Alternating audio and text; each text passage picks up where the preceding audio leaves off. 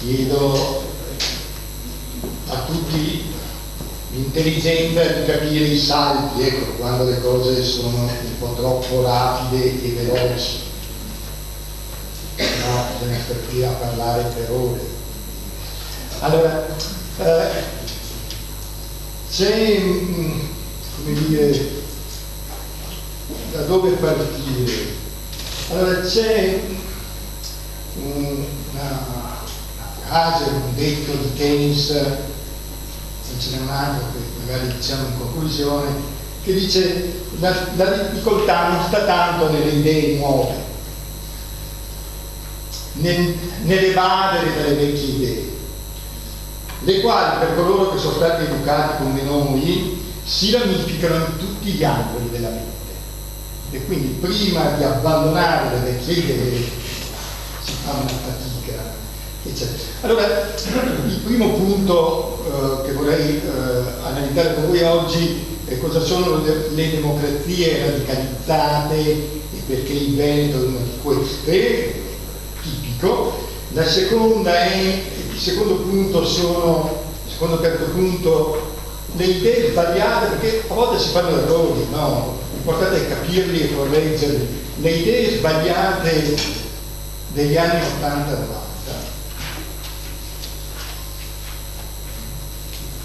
che in qualche maniera vanno corrette e abbandonate, e poi c'è una parte confluence appunto su che cosa significa un programma per un nuovo Veneto, un programma per il Veneto, qui a 20 anni, qualcosa del genere.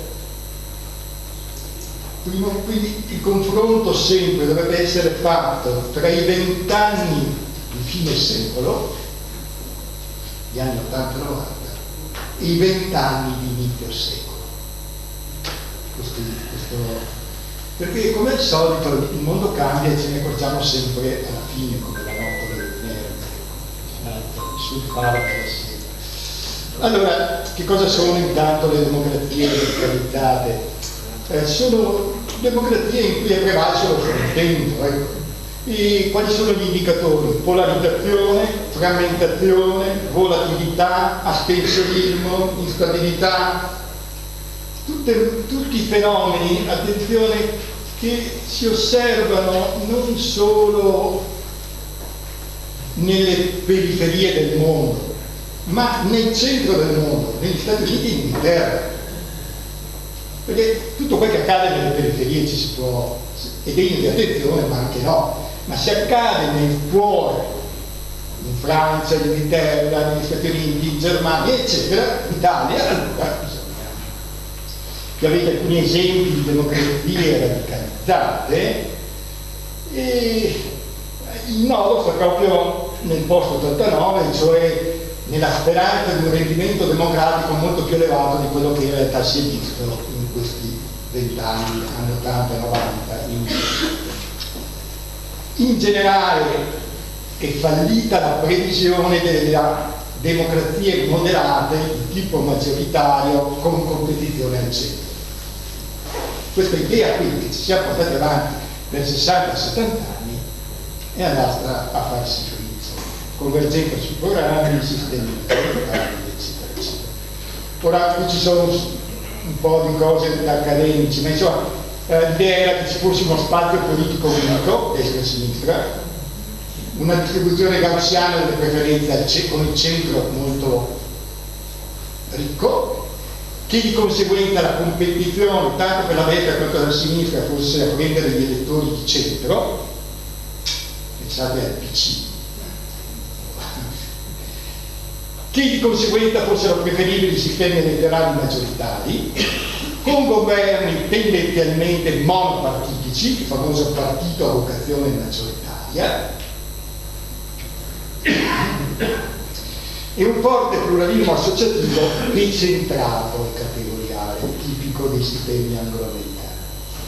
Poi avete invece quel che è capitato in questi 20 anni, e cioè uno spazio politico molto più frammentato e a più dimensioni, dove l'asse destra e sinistra non fatica a tenere insieme tutte le aperture, una distribuzione segmentale delle preferenze,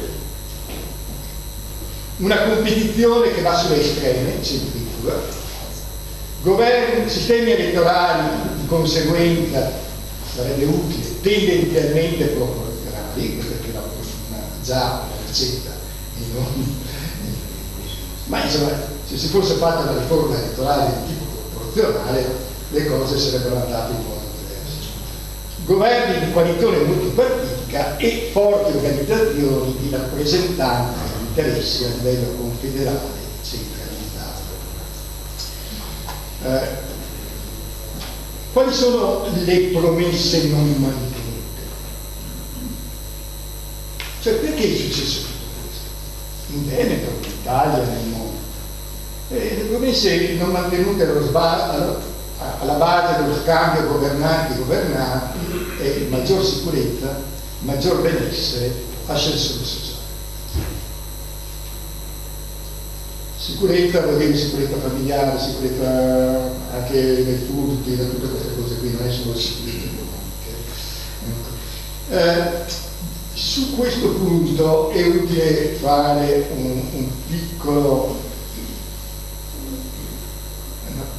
intermezzo per analizzare queste parole: malessere, scontento, disaffezione, disagio, protesta. Siamo così sicuri che vanno tutti etichettati nella categoria populismo? Cioè, non è che in questo modo ci rifiutiamo di analizzare il problema, cioè che mettiamo il carro davanti ai buoi invece di chiederci come mai la gente li vota. Ah, tanto sono populisti, e allora ho chiesto tutto. Ecco.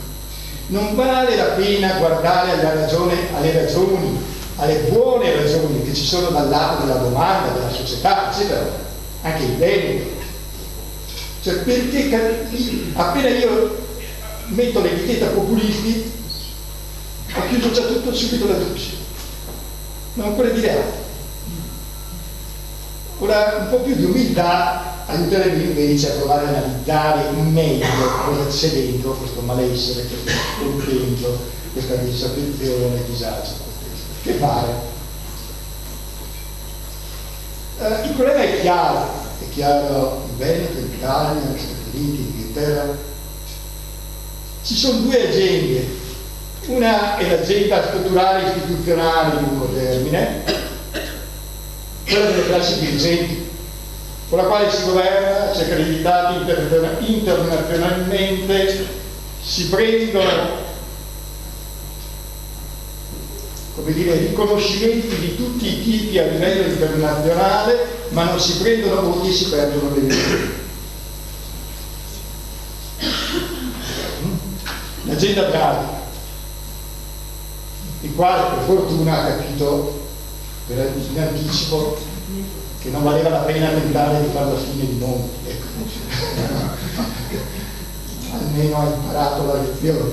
E poi c'è l'agenda popolare, delle termine, quella appunto che abbiamo visto, la gente arrabbiata, con la quale si prendono i voti ma non si vedono. Non si è credibili sui mercati, sulla scena internazionale, e noi di questi governi ne abbiamo già visti alcuni, e del resto la recente esperienza inglese qualcosa dovrebbe indicare, la recente esperienza americana qualcosa dovrebbe indicare, quindi non è solo un male vento. Torneremo su come si fa o che cosa si potrebbe fare su quelle leggi. Volevo solo farvi vedere alcune cose in Italia e Veneto molto rapidamente. Sull'astensionismo è evidente, quindi un primo fenomeno dell'astensionismo tipico di ogni democrazia radicalizzata. Si passa, ed è tipico degli anni 2000, no? Si passa dall'82, 81, 83 a cavallo fine secolo al 63-8 di oggi. Qui sull'astensionismo c'è mille cose da dire, c'è un libro bianco, eccetera, io ho salto tutto, però c'è anche un astensionismo di protesta e non solo un astensionismo. Secondo elemento, il bipolarismo all'italiano arriva proprio tardi. Un conto è se il bipolarismo fosse venuto negli anni 70-80, un conto è arrivare negli anni 90 e già negli anni 2000, come dire, è tramontato. Oggi la somma delle due coalizioni principali raggiunge il 69,9 contro il 99 del 2006. Non a caso, come vedete, il calo 58, 59, 69 è tutto dopo la crisi del 2008. Quindi anche questa idea del partito a votazione maggioritaria deve fare i conti con questo cambio d'epoca. Pensare di raggiungere il 50% del partito ci vuole molta coraggio. Secondo punto, eccolo qui, i partiti con oltre il 20% sono almeno due. E hanno pochi voti, sono due e hanno pochi voti. Nel 2006 due partiti facevano il 99,5%. Ed infine, qui chi è lontano non vede niente, ma è l'altissima volatilità elettorale. Il PD passa dai 48 al 19, Monti dall'8,8 a 0, Forza Italia dal 37 all'8, Lega Nord dal 34 all'8, Fratelli d'Italia dal 2 al 26, 5 Stelle dal 32 al 15, Azione per la prima volta che compare al 7,8. Domanda: si sono tutti riconvertiti ogni volta? C'è stato un processo di conversione? Sono diventati prima tutti dei fedeli seguaci del Partito Democratico, poi dei 5 Stelle, poi della Lega, poi di AN, o semplicemente il voto assume un significato diverso nel XXI secolo e assume l'idea di manifestare una qualche problematicità? Ecco, questo è nuovo, e non una immediata e solida identità. Se no, altrimenti le conversioni cattolici e musulmani dovrebbero essere all'ordine del giorno. Ecco, un interrogativo va aperto. E lo stesso vale per il Veneto. È mai possibile che il Veneto sia la regione dove sono più radicali questi spostamenti in Italia? Osservate, Fratelli d'Italia passa dall'1,5 al 32, la percentuale regionale più alta di tutta Italia. Tutti fascisti. Appunto, osservate, questa è la variazione. Veneto, Friuli Giulia, Lombardia, no? Cioè, si sono tutti convertiti. Oppure guardate ancora, tutto il centro-nord è diventato centralista, ha perso, abbandonato l'autonomia. Ecco, domande di questo genere vanno poste. Idem per la Lega. Prima di fare troppo conto sulla storia, la Lega solo negli anni 2000, perché precedente la cosa è andata ancora peggio, la Lega passa dal 10 al 32 al 14, 10 nel 2013, 32 nel 2018, 14 oggi. E non a caso la variazione è la più grande di fianco, meno 17. Anche qui, dov'è l'identità leghista?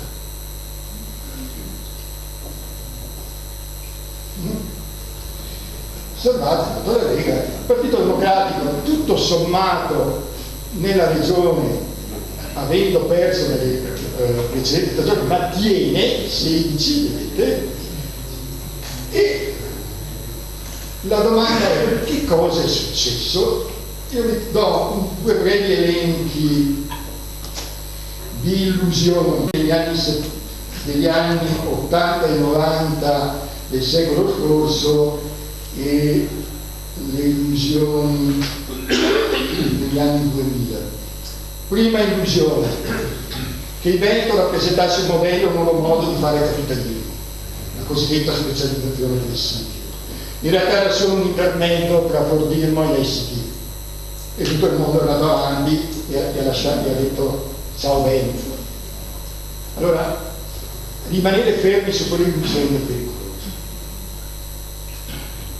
Seconda illusione, appunto, piccolo e bello. Tutte le crescite di produttività che si osservano ovunque nel mondo che cresce sono legate alle dimensioni di difesa. E non a caso una delle cose decisive e importanti del Veneto è la crescita dimensionale. Prima le dimensioni crescono, meglio. Terzo punto, l'idea di nord-est mai scritto. I friulani appena vi sentono vi sparano. Era un modo per il Veneto per sentirsi più grande, ma né Trentino né Alto Adige né Friuli hanno mai pensato a una qualsiasi alleanza del nord-est, anche perché avevano ottime ragioni per fare da soli nel dialogo con Roma. Non parliamo della Repubblica di Venezia e così via. Il movimento dei sindaci, l'idea che la politica e il rinnovamento della politica e le nuove forme di statualità nascessero dai municipi. In mezzo a una guerra come l'Ucraina, immaginate i municipi, no? Cioè il mondo cambia da quello che era. Oppure l'idea dello sviluppo autonomo dal basso, che ha fatto perdere a questo paese, nel sud, come ha dimostrato Nicola Rossi, una quantità di soldi di molto maggiore all'intero intervento della Cassa del Mezzogiorno nell'arco di pochi anni, negli anni 90. Eppure su quell'idea si sono esercitati Derrida, Pegilia, Bonomi, Barca. Ora, non si tratta di mettere sotto accusa, ma semplicemente che le idee che si rivelano sbagliate vanno cambiate. E veniamo alle illusioni degli anni 2000. La prima grande illusione da fine anni 90 alla fine del 2000 è stata quella della fine dello Stato. Fine dello Stato. Cioè l'idea che la statualità nazionale ormai fosse del tutto superata e sostituita da grandi imperi continentali in Europa e regioni e città. Ricordate un po' tutta questa.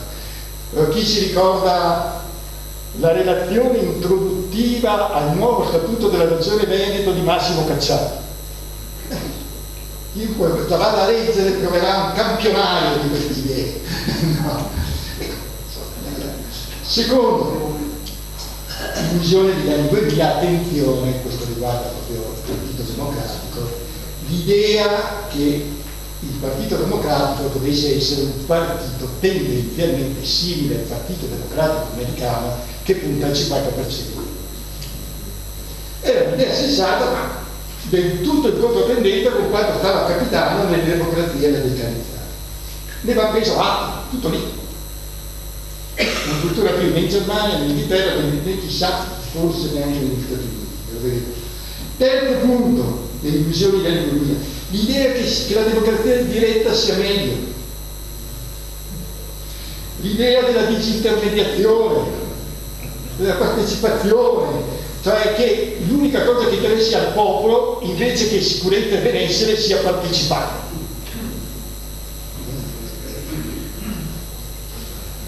Mettendo invece in discussione tutte le vecchie nozioni di rappresentanza, di buona rappresentanza, di rappresentanza qualificata.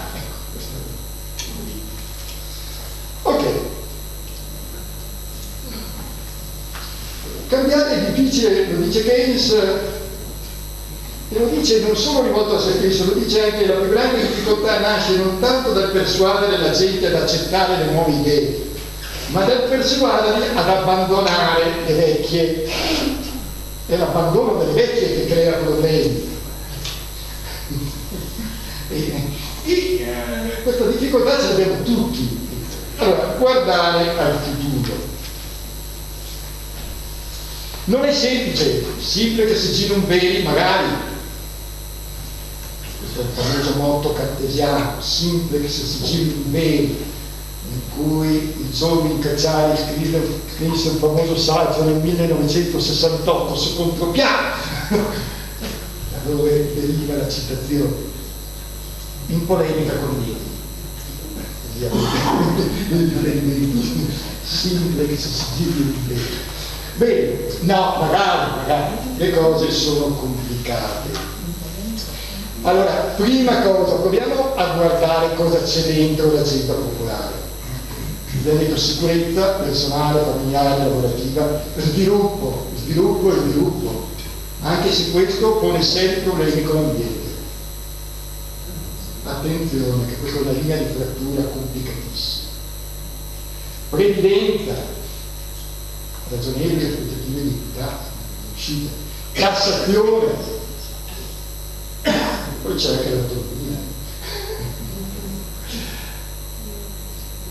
Invece questi sono i vincoli dell'agenda strutturale delle classi dirigenti, vincolo esterno, debito pubblico, produttività, organizzare le società a declino demografico strutturale, ambiente e cambio climatico. Ora vediamo alcune che fare, alcune ipotesi. Alcune riguardano leadership e programma, cioè l'idea di fondo è che le identità in questa fase vengono dopo. Meglio concentrarsi sulle cose da fare e su qualcuno che le interpreti, tutto lì.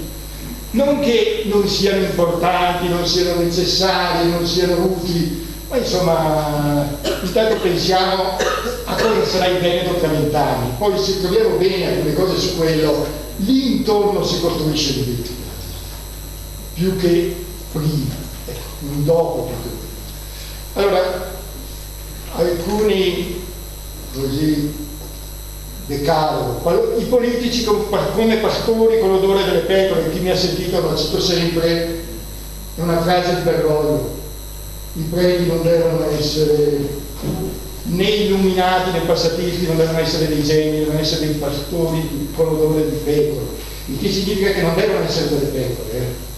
Il pastore per definizione non è una pecora, però il gregge lo riconosce perché ha l'odore. Ora, se pensate a tanti comportamenti dei nostri leader politici, rispetto anche a quelli del passato, è evidente questa diversa attenzione all'odore di pecora. Secondo, più attenti alle politiche sostanziali e non ai media. Sotto questo profilo Draghi è un buon esempio. Ancora da rilasciare un'intervista. Prestare attenzione al voto di chi non conta, cioè non chiamateli populisti, se no è finita. Politiche di sviluppo, favorire la crescita dei ceti medio-bassi, alleanze territoriali per contare al centro, non isolarsi nel proprio buco, ma contare e governare al centro. Il Veneto che governa a Roma, no il Veneto che fa l'indipendentismo. Una proposta del Veneto per l'Italia, alcune cose che accennerò negli ultimi 5 minuti. Sono perfetto, alle 11 devo chiudere. No, alle 11 però l'idea è cosa in mente il Veneto per l'Italia, no? Cosa in mente il Veneto per il Veneto.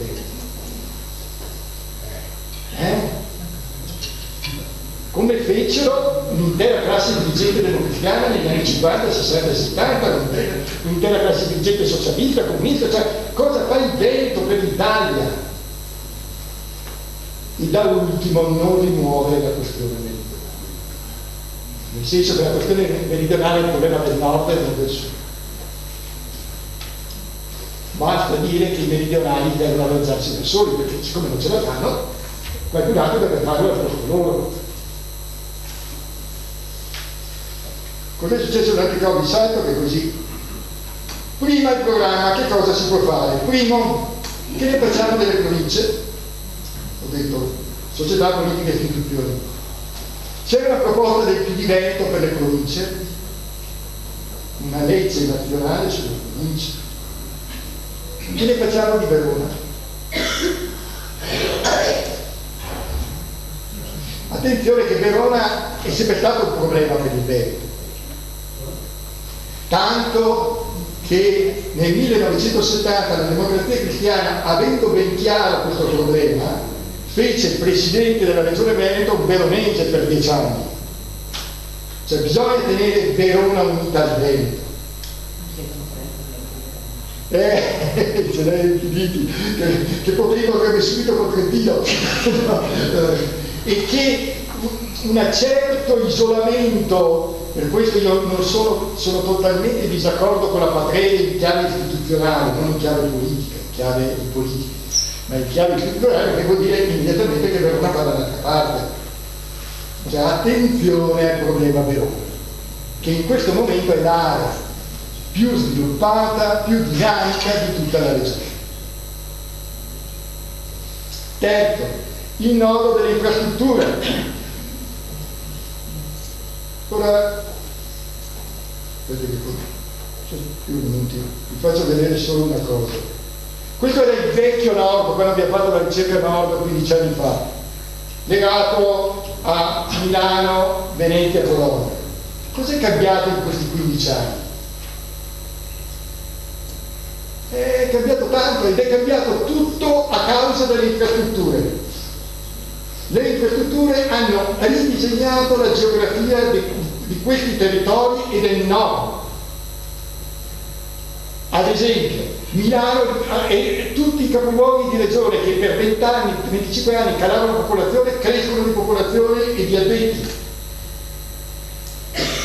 Oltre a Milano e alla via Emilia ricompare Firenze, legato al raddoppio dell'autostrada, legato all'alta velocità. Ricompare Torino, ricompare, c'è Bolzano, ovviamente la linea nord, no? Ora osservate qual è la dinamica, perché vi ho detto quella più importante, è la linea nord. Perché non si è ancora fatto, dopo 20 anni, l'alta capacità Bologna-Padova? Poi ne parlerà Costa oggi pomeriggio, ma è chiaro che poteva esserci un'altra linea di sviluppo, no? Firenze, Bologna, Padova, Venezia, Udine, Trieste. Perché non si è fatto? Perché non è nel programma? Delle cose da fare. Allora invece di giocare nell'emendamento, avere grandi proposte del Veneto per l'Italia, perché questa è la proposta non del Veneto per il Veneto, ma del Veneto per l'Italia.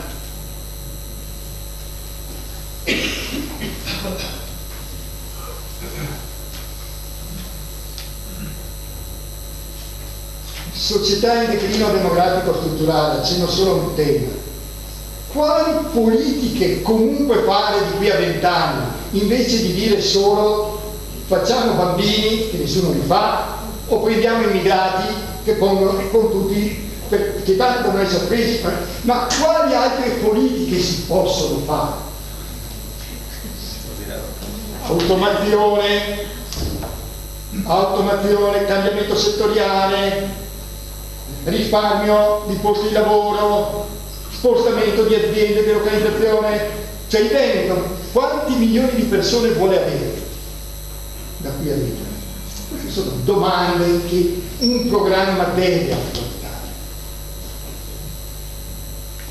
no? Sapendo tanto da qua a 20 anni i giochi sono già fatti, insomma, no? Quindi nei prossimi 20 anni che facciamo? E l'ultimo problema, sono solo accenni di temi, la crescita dimensionale. Ora attenzione, la cosa più interessante della fusione Veneto-Est di Confindustria non è quella di aver messo insieme delle provinciali venete, ma di essere la seconda Confindustria d'Italia, che peserà come seconda Confindustria d'Italia a Roma. e in tutte le scelte di Confindustria nazionale oggi questa seconda Confindustria avrà un peso 7 volte maggiore del razionamento precedente. Conclusione.